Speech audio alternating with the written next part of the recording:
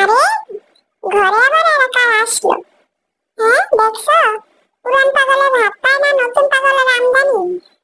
আমার দাদি কি করছে, আবার নতুন পাগল নিয়ে আসছে। এই, আমাদেরকে পাগল বলবি না, আমরা কিন্তু পাগল না। তোদের থেকে অনেক ভালো আমরা। আর তুই কি বললি? হ্যাঁ, নতুন পাগলের আমদানি? আমরা কি পাগল? আমরা তোর থেকে ভালো, আর আমাদের রিজিকের মালিক তো আল্লাহ, আমাদের খাবার তো আল্লাহ দিবে। তুই কি জানিস? আমি তো মনে করি তুই বড় পাগল, আর তোরা এখানে যারা যারা আছিস সবাই পাগল, তোর 14 গোষ্ঠী পাগল। আবার মুখে মুখে তর্ক করিস, কোথা থেকে না কোথা থেকে আসছিস?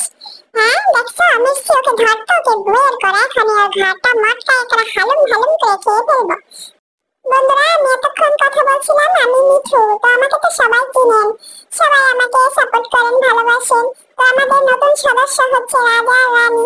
ওরা আজকে আমাদের বাসায় আসছে।